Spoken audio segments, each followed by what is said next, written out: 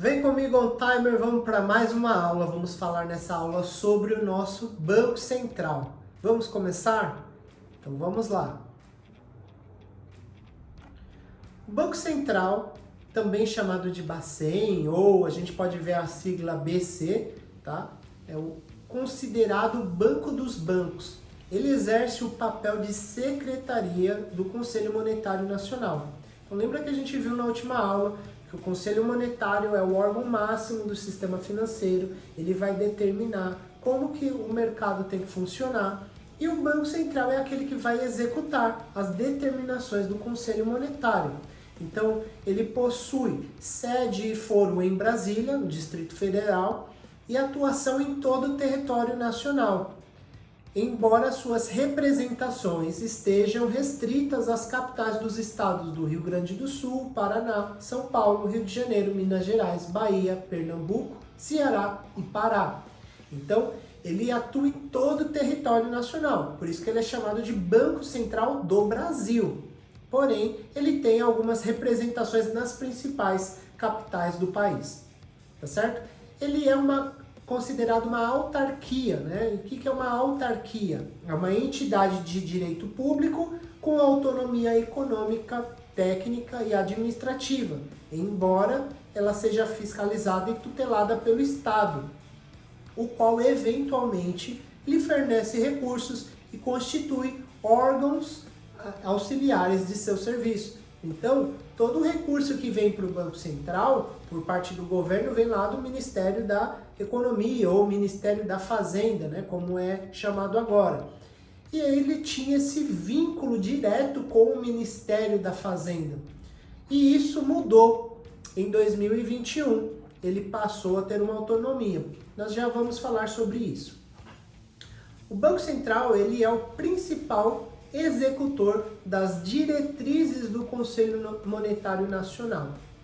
E as suas responsabilidades são formular e executar as políticas monetária e cambial, de crédito e de relações financeiras com o exterior, executar as diretrizes e normas do Conselho Monetário, regular e administrar o sistema financeiro nacional, conduzir a política monetária, administrar o sistema de pagamentos brasileiros, emitir papel moeda, receber o recolhimento compulsório dos bancos, autorizar e fiscalizar o funcionamento das instituições financeiras, punindo-as, se for o caso, controlar o fluxo de capitais estrangeiros e exercer o controle do crédito.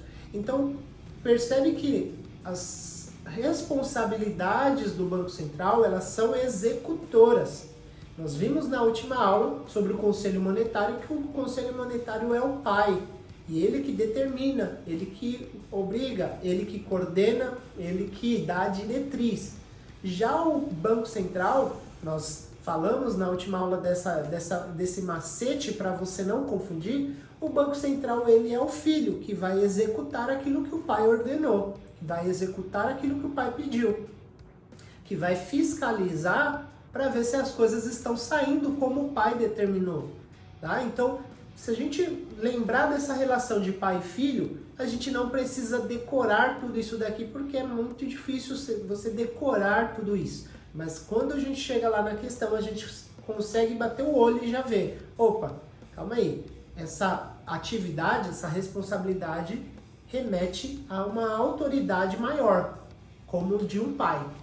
Já essa daqui é uma autoridade menor, como de um filho. Então, com isso, a gente não cai em questões e pegadinhas da Anbima, tá certo?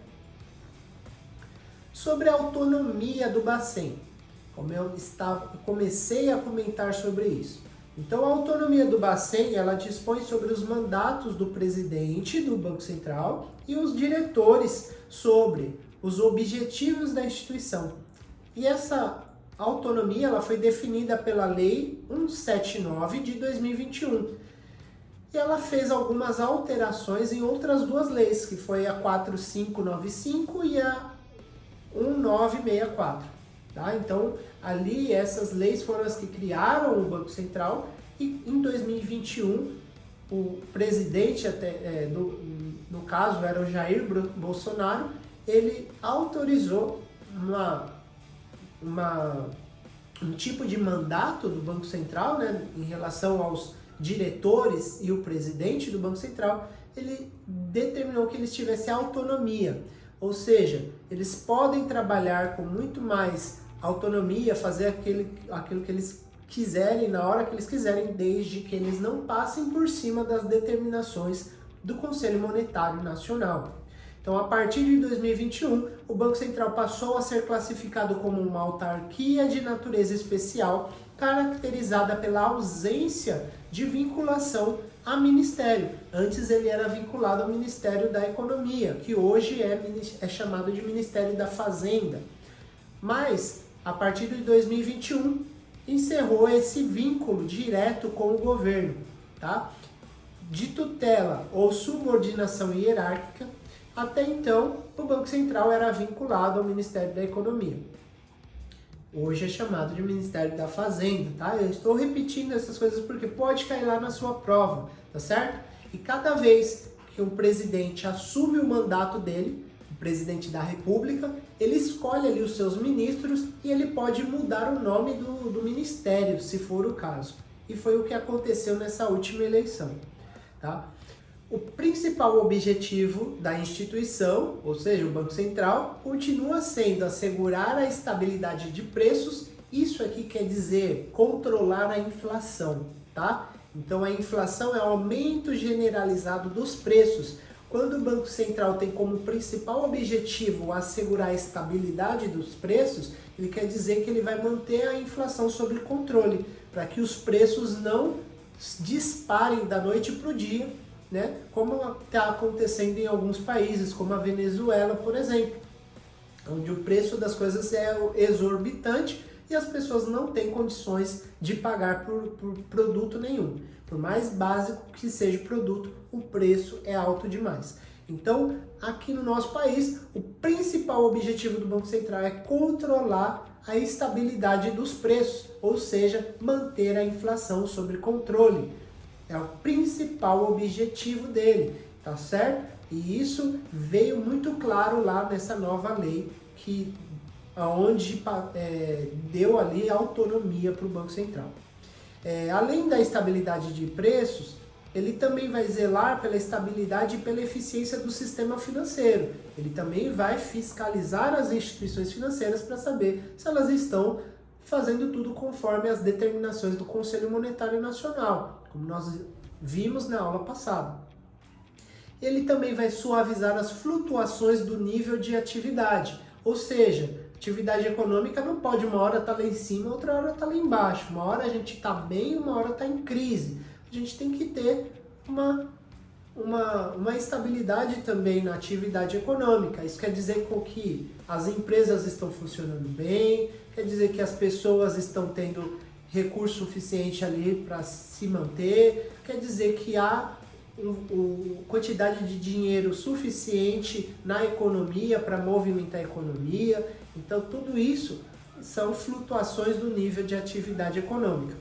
E fomentar o pleno emprego, né? Então, ele tem que estimular ali as instituições financeiras, à medida que elas têm recursos para disponibilizar por meio de empréstimo, ou seja lá como for, para as empresas crescem, geram mais emprego e tudo isso vai movimentar a economia, vai movimentar o nosso PIB, né? Que a gente vai falar sobre esses assuntos no módulo de princípios básicos de economia e finanças, tá ok?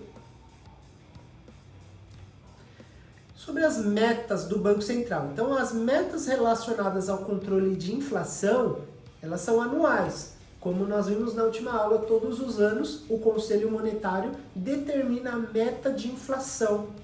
E nós vimos naquela notícia que saiu na mídia, né? E é o Banco Central que vai fazer com que a inflação se mantenha dentro da meta que o Conselho Monetário estipulou. E ele vai ter os mesmos instrumentos atuais de política monetária, né?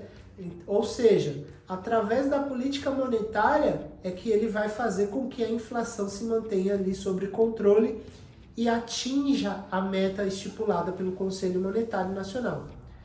Além disso, além da meta de inflação, o Banco Central ele tem que enviar alguns relatórios anualmente. Então, no primeiro e no segundo semestre de todo ano, ele deve enviar para o Senado Federal um relatório de estabilidade financeira, explicando as decisões tomadas no semestre anterior. Então é como se ele enviasse um balanço ali do que ele fez no semestre anterior para o Senado Federal, explicando por que ele tomou aquelas decisões. Como que estava a economia no último semestre para que ele tivesse que tomar aquelas decisões. Então esse relatório de estabilidade financeira, como é chamado, é enviado semestralmente para o Senado Federal. Grave bem isso porque existe uma pegadinha da Anbima em relação a essa informação do relatório de estabilidade financeira e em relação à carta que o presidente do Banco Central deve enviar caso ele não atinja, né, a meta de inflação estipulada pelo Conselho Monetário. Tá? Então, o relatório de estabilidade é algo que ele vai enviar independente de resultado. Ele vai enviar para o Senado. A carta aberta que o presidente do Banco Central deve enviar ao ministro da Economia é caso ele não atinja a meta de inflação. Ele tem que enviar lá para o governo e falar o seguinte: ó ministro, não atingi a meta de inflação, não deu certo, por causa disso. Tá? Isso, ele só vai enviar essa carta aberta ao ministro da Economia se caso ele não atingir a meta. Se ele atingir a meta, ele não precisa. Já o relatório de estabilidade financeira, todo semestre, ele deve enviar ao Senado Federal. Tá ok? Então vamos continuar.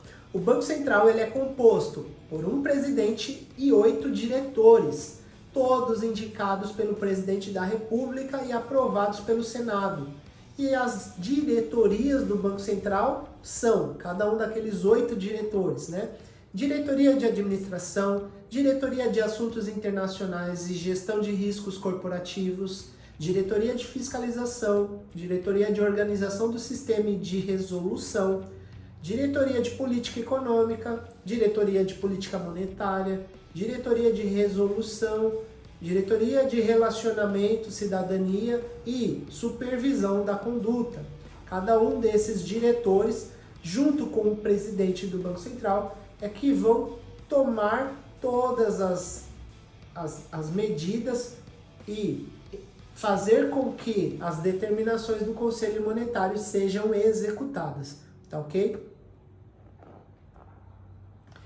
Em relação ao mandato de cada um desses diretores e do presidente do Banco Central, eles devem seguir uma escala. Isso aqui é tema de questão de prova, tá? Todas essas informações que eu estou passando geralmente caem na prova, então tome cuidado, porque isso aqui pode confundir, né? Então é um assunto muito gostoso lá para Carlos Chagas para ela criar questão. Mas é fácil para a gente decorar, então não tem por que errar nesse tipo de alternativa. Tá? Então, como que é a escala do mandato do presidente do Banco Central e dos seus diretores? Então, primeiro, o mandato do presidente terá a duração de 4 anos, assim como o do presidente da República, tá? Então, grava isso para não esquecer. É 4 anos, com início no 1º dia de janeiro, do 3º ano de mandato do presidente da República. Lembra que eu falei na última aula que é o presidente da República que escolhe os ministros e, além dos ministros, o presidente do Banco Central? Pois bem, ele escolhe os seus ministros no dia que ele assume o mandato dele como presidente da República. Só que o presidente do Banco Central ele não vai começar a trabalhar imediatamente junto com o presidente da República. Tem essa escala no mandato do presidente e dos seus diretores do Banco Central justamente para que eles não façam uma panelinha, para que o presidente da República escolha pessoas que vão trabalhar geralmente, né, maior parte do tempo no próximo mandato. E com isso, ele não forma uma panelinha, um esquema de corrupção ou coisa do tipo, tá certo? Por isso que tem essa escala. Então, o presidente da República indicou o presidente do Banco Central no terceiro ano do mandato do presidente da República, no dia 1º de janeiro, o presidente do Banco Central inicia o seu mandato. E o mandato dos diretores que foram escolhidos também terá duração de 4 anos e terá a seguinte escala. 2 diretores iniciarão no primeiro dia de março do primeiro ano do presidente da República, 2 no primeiro dia de janeiro do segundo ano de mandato, 2 no primeiro dia de janeiro do terceiro ano e 2 no primeiro dia de janeiro do quarto ano. Então, a cada ano, dois diretores do Banco Central vão iniciar o seu mandato com base na indicação, no dia que foi indicado ali pelo presidente da República, tá ok? Vamos fazer aqui alguns exercícios para fixar nossa aula.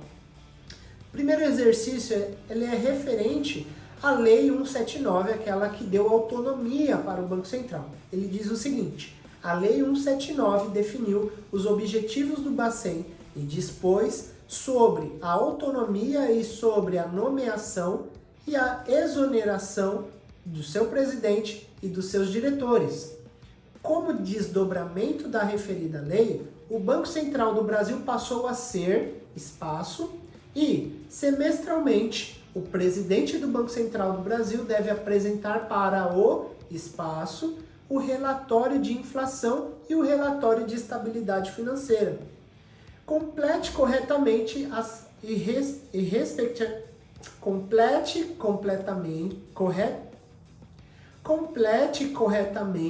respectivamente as lacunas. Então, aqui é um exercício parecido com os que nós fizemos na aula anterior. Nós precisamos completar ali essas lacunas e para isso nós vamos ter que encontrar a alternativa correta. O primeiro espaço ali, ele deve ser completado, ele diz o seguinte: em relação à Lei 179, o Banco Central ele passou a ser... O que o Banco Central passou a ser a partir daquela lei? Ele passou a ser uma autarquia de natureza especial. Por quê? Porque antes ele era vinculado ao Ministério da Economia. Depois da Lei 179, ele passou a ter autonomia, ele já não tem mais vínculo com o Ministério. Então ele passou a ser uma autarquia de natureza especial. E com isso, nós já eliminamos a letra A e a letra B. Só sobra a letra C e a letra D.